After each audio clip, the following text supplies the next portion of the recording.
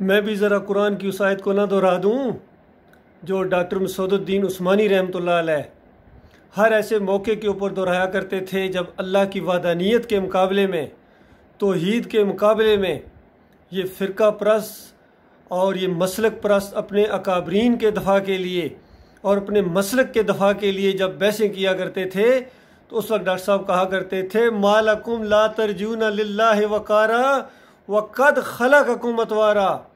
तुम्हें क्या हो गया है ना मर्दो, निमक हराम गद्दारो, तुम्हारे यहाँ अल्लाह का कोई वकार नहीं है।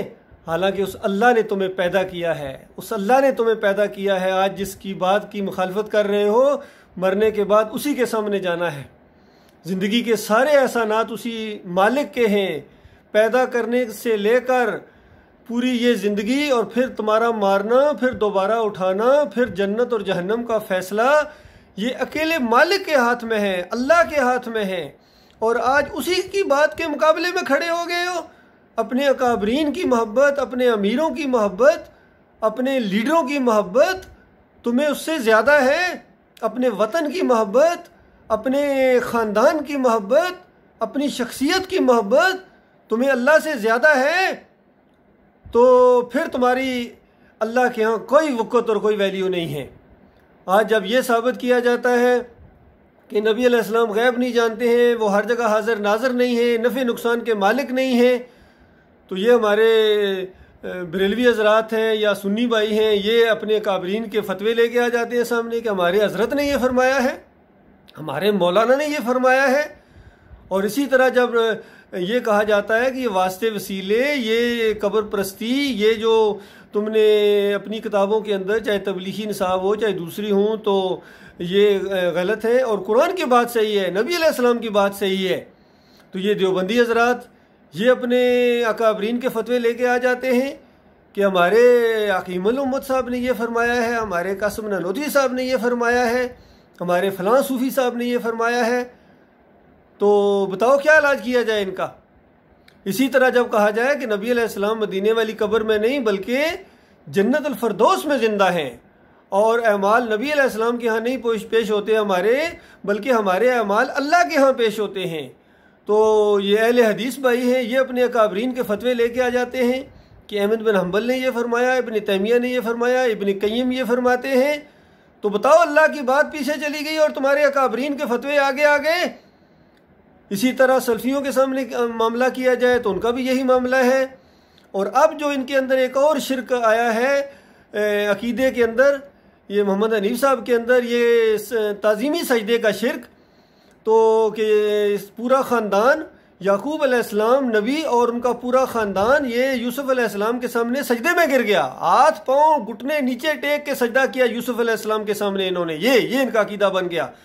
तो इनको समझाने के बाद जब ये नहीं समझे हैं, अपने उस शिरक के ऊपर डट गए हैं, तो उसके बाद अल्लाह की किताब की बात सामने लाई गई है कि देखो अल्लाह की किताब तो ये कहती है सारे अंबिया अल्लाह के सामने सजदा किया करते थे, यही तालीम दिया करते थे, पूरी ज़िंदगी उनकी इसी के ऊपर गुजरी है। तो तुम्हें ज़रा सी बात भी नहीं पता है, नहीं समझ आती है। किसी बशर का ये काम नहीं है कि अल्लाह उसको नबूवत अता फरमाए, उसको हिकमत और दानाई अता फरमाए और उसको नबी बनाए और फिर वो लोगों से कहे कि अल्लाह की बजाय मेरे सामने रुकू करो, सजदे करो। ये कभी मुमकिन है? ये नहीं मुमकिन है। ये अल्लाह की किताब ने असूल बयान किया है। तो बताइए, ये भी कुरान से साबित करने की कोशिश करते हैं। वो जी देखो आदम अलैहिस्सलाम को जब सजदा हुआ था तो जब वो शिरक नहीं है फिर ये कैसे शिरक है? भाई वहाँ एक कमतर मखलूक को जगाया गया। मुशरिकीन मक्का फरिश्तों को पूजते थे, उनको माबूद मानते थे, अल्लाह की बेटियां मानते थे। उनके सामने रखा गया कि देखो तुम इनको पूजते पुकारते हो, ये तो नूरी मखलूक है, इस नूरी मखलूक को तो खाकी मखलूक के आगे झुकाया गया था। अब वो सजदा किस तरह का था, उसकी नोयत क्या थी, कैफियत क्या थी, वो अल्लाह के अलावा कोई नहीं जानता है। बस अल्लाह का हुक्म है और फरिश्तों ने बजा लाया। वहाँ तो हुक्म मौजूद है। यहाँ सूरह यूसुफ के अंदर कहाँ हुक्म है कि सारे ख़ानदान को हुक्म दिया गया हो? वो जो ख्वाब देखा यूसुफ अलैहिस्सलाम ने, उसकी ताबीर बता दी 6 नंबर आयत के अंदर याकूब अलैहिस्सलाम ने कि इसका मतलब ये है, ली साजिदीन का ये मतलब है। जो सूरज चांद तारों को आपने देखा है बेटे अपने सामने झुके हुए, इसका मतलब ये है कि अल्लाह ताला तुझे नबूवत अता फरमाएगा, तुझे फजीलत अता फरमाएगा, तुझे बातों की तह तक पहुँचना सिखाएगा और तुम्हारे ऊपर वो नेमतें अल्लाह ताला तमाम करेगा जो इब्राहीम अलैहिस्सलाम, इसहाक अलैहिस्सलाम के ऊपर की। ये इसका मतलब है। यानी हम सब तुम्हारे अंडर आ जाएंगे, एक वक्त आएगा और तुम्हें फजीलत देगा पूरे ख़ानदान के ऊपर अल्लाह ताला, इसका ये मतलब है। और वो जो सारे हालात वाक़यात हो गए, अल्लाह ने नबुव्वत दी, अल्लाह ताला ने फ़हम व फरासत दी, बातों की तह तक पहुँचना सिखाया और इक़्तिदार और हुकूमत अता फरमाई है। और वो मंजर जब देखा है पूरे ख़ानदान ने वहाँ, और फिर तख्त के ऊपर बैठने का मौका मिला तो पूरा ख़ानदान धड़ाम से सजदे में गिर गया अल्लाह के सामने शुक्रगुजारी के तौर के ऊपर। ये सादा सामानी मफ़हूम है उसके अंदर। अब इन्होंने ये कहना शुरू कर दिया कि पूरा ख़ानदान यूसुफ अलैहिस्सलाम के सामने सजदे में गिर गया, तो बताओ अल्लाह के बंदो क्या मतलब है फिर ला इलाहा इल्लल्लाह का, अल्लाह के अलावा कोई माबूद नहीं है। तो जब ये सामने बात लाई जाती है तो बार इनके पुजारी, इनके मुरीद ये फतवे लगाना शुरू हो जाते हैं, ये जनाब धमकियाँ देना शुरू हो जाते हैं। तुम्हारे सामने भी फिर वही आयत क्यों ना पड़ी जाए, मा लकुम ला तरजूना लिल्लाहि वकारा वक़द खलक़कुम इतवारा, के ना मुरादो तुम्हें अल्लाह ने पैदा किया है, तुम्हें मोहम्मद हनीफ ने नहीं पैदा किया है, तुम्हें किसी और ने नहीं पैदा किया है। तुमने मरने के बाद अल्लाह के सामने जवाब देना है और उस वक्त तुम्हारा कोई उज़्र नहीं पेश हो सकेगा। और कहा जाएगा कि दुनिया की ज़िंदगी में तो तुमने इनका बड़ा दफ़ा किया, आज क़यामत के दिन इनका कौन दफ़ा करेगा। तो आंखें तुम्हारी खुलनी चाहिए। अल्लाह के बंदो गौर करो, ये चंद दिनों का मामला है, चंद लम्हों का मामला है। अगर तुम ईमान दुरुस्त किए बगैर या ईमान के अंदर बाल बराबर शैयन शिरक लेकर तुम अल्लाह के पास चले गए तो फिर हमेशा हमेशा के लिए बीवी बच्चों समेत, पूरे ख़ानदान समेत जहन्नम की आग के अंदर जाना पड़ेगा। वहाँ लानते भेजोगे एक दूसरे के ऊपर, लेकिन वापसी नहीं है, वापसी नहीं है। अल्लाह ताला इस बड़े खसारे से, अल्लाह ताला इस बड़े बुरे अंजाम से आप भाइयों को बचाए। और याद रखना, अगर तुम्हारा ये अंदाज़ है फिर तुम मोमिन नहीं हो। याद रखिए, मोमिन तो वो है, मालिक फरमाता है, जिस बुनियाद के ऊपर ये तौहीद की दावत उठी थी। सूरह अल हुजरात की वो आयत भूल गए हो कि मोमिन तो सिर्फ वो है, इन्नमल मोमिनून अल्लज़ीना आमनू बिल्लाहि व रसूलिही सुम्मा लम यरताबू व जाहदू बिअमवालिहिम व अनफुसिहिम फी सबीलिल्लाह उलाइका हुमुस सादिकून। ये मोमिन की तुमने रट लगाई हुई है कि मोमिन बनना आसान काम है। मालिक ने ब्रैकेट के अंदर बंद कर दिया कि सिर्फ मोमिन वो हैं जो अल्लाह के ऊपर ऐसा मजबूत ईमान लाएं, ऐसा मजबूत ईमान कि अल्लाह अकेला मालिक है, वो दाता है, वो दस्तगीर है, वो मुश्किल कशा है, वो हाजत रवा है, सिर्फ वो रुकू सजदे के लायक है, कोई और नहीं है। ये ईमान पहले लाओ। और फिर मोहम्मद रसूलुल्लाह, मोहम्मद सल्लल्लाहु अलैहि वसल्लम अल्लाह के आखिरी रसूल हैं, खातमुन नबिय्यीन हैं, सिर्फ वो कायद आज़म हैं और वो लीडर हैं और उनकी इत्तबा की जाएगी बगैर चूं चरा किए, उनकी बात को माना जाएगा। पूरी दुनिया उस बात के खिलाफ आवाज़ उठाए तो पूरी दुनिया की आवाज़ को रद्द कर दिया जाएगा, मोहम्मद सल्लल्लाहु अलैहि वसल्लम की बात को ऊपर रखा जाएगा। ये है। और फिर उसके बाद ये ईमान लाने के बाद सुम्मा लम यरताबू, फिर दिल की किसी गहराई के अंदर भी शक ना आए, वजाहदू बिअमवालिहिम व अनफुसिहिम फी सबीलिल्लाह, फिर अल्लाह के रास्ते में जहाद करना है, उस तरीके से जहाद करना है जिस तरह मोहम्मद सल्लल्लाहु अलैहि वसल्लम ने किया है, सहाबा इकराम ने किया है। ये कोई जहाद के लफ्ज़ से हमने शर्माना नहीं है, हमने अल्लाह के रास्ते में पूरी ज़िंदगी जहाद करना है इंशाअल्लाह। ये दावती दौर से गुजरने के बाद हिजरत के मुकाम आए, उसके बाद सारे मराइल वही आएंगे जो मोहम्मद सल्लल्लाहु अलैहि वसल्लम के ऊपर आए, हम उनके उम्मती हैं।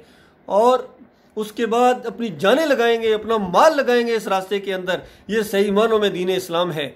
और अल्लाह ताला इस पूरे दुनिया के माहौल को अब ऐसा बना रहा है गोया हमारी दावत को कामयाब करने के लिए ईमान खालिस की दावत उठी हुई है और तौहीद की दावत उठी हुई है। इस ला की चोट किसी पर पड़े, कोई नाराज हो, हमने कोई यहाँ पीरी मरीदी नहीं करनी है, जमगट्ठा नहीं बनाना है। अल्लाह ताला ने बेशुमार मौकों के ऊपर कम तादाद को बड़ी तादाद वालों के ऊपर गलबा अता फरमाया है। अल्लाह ताला वही मालिक है हमारा, वही हमें गलबा अता फरमाएगा सारे काफरों के ऊपर आज जो पूरी दुनिया के अंदर फैले हुए हैं। यहूद नसारा हूँ, दैरिये हूँ, जो भी हूँ, ये फिरके वाले हूँ, जितने हूँ, अल्लाह ताला ने इनका सारा चेहरा हमारे सामने खोल दिया। इनकी ईमान अकीदे की धज्जियाँ उड़ा दी गई हैं।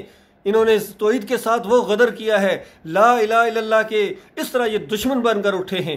हमारे लिए अल्लाह काफ़ी है, अल्लाह हमारा कारसाज है, अल्लाह हमारा दाता है, वो हमारा दस्तगीर है। हमारे रुकू भी उसी के लिए हैं, हमारे सजदे सिर्फ उसी के लिए हैं। सारे अंबिया का यही तरीका है, इसी तरीके के ऊपर चलने की हम दावत देते हैं और दुआएं भी मांगते हैं। सूरह फातिहा पढ़ते हो, गौर करो, सिरातल लज़ीना अनअमता अलैहिम, ए अल्लाह हमें वो रास्ता दिखा जिनके ऊपर तूने इनाम किया। तो इनाम याफ्ता लोग अल्लाह ताला ने बता दिया, अंबिया है, सालिहीन है, शोदा है, सिद्दीकीन है, ये सारे हैं। इनकी बताओ, ये अल्लाह के अलावा बंदों को सजदे करने वाले थे जो तुम करोगे इनके रास्ते पर। फिर अल्लाह को सजदा क्यों करते हो? इसीलिए कि ये लोग सारे अल्लाह को सजदा करने वाले थे। कोई भी यूसुफ अलैहिस्सलाम को सजदा करने वाला नहीं था। कोई भी, जब मोहम्मद सल्लल्लाहु अलैहि वसल्लम सजदे के लायक नहीं है तो यूसुफ अलैहिस्सलाम सजदे के लायक कैसे हो सकते हैं? इतनी सादा सी बात तुम्हारी समझ में नहीं आती है। अल्लाह ताला तुम्हें गौर व फिक्र करने की तौफीक अता फरमाए। वरना जो कुछ कर रहे हो याद रखना, अपनी गठरी मजबूत कर रहे हो गुनाहों की। आज गालियां दे लो, आज जो मर्जी इल्ज़ामात लगा लो, ये सारे लिखे जा रहे हैं और एक दिन तुम्हें इसकी जवाबदेही करनी पड़ेगी। अल्लाह ताला तुम्हें बचाए, मेरी तो दुआ है। लेकिन ऐसा लगता है तुम लोगों ने जहन्नम की आग के अंदर जाने का फैसला कर लिया है मेरे कौम के लोगों, इसलिए टस से मस नहीं होते हो। लाखों करोड़ों में कोई एक होता है जिसके ऊपर थोड़ा बहुत असर होता है, वरना अक्सरियत इसी मुशरकाना दीन के ऊपर जमी हुई है। मसलक परस्ती के ऊपर, वतन परस्ती के ऊपर, फिरका परस्ती के ऊपर, दौलत परस्ती के ऊपर, ये सारे हर तरफ जो पूरी दुनिया में ये अल्लाह को गालियाँ हैं। ये शिर्क और कुफर अल्लाह को गाली है। मेरी कौम के लोगों, अल्लाह को गाली ना दो, बड़ी बुरी मुसीबत में फंस जाओगे। दुनिया के अंदर भी ज़िल्लत और ख्वारी तुम्हारे ऊपर आएगी और आखिरत की ज़िल्लत और ख्वारी तो बहुत बड़ी है। अल्लाह ताला इस नामरादी से, इस आखिरत के खसारे से बचाए तुम्हें।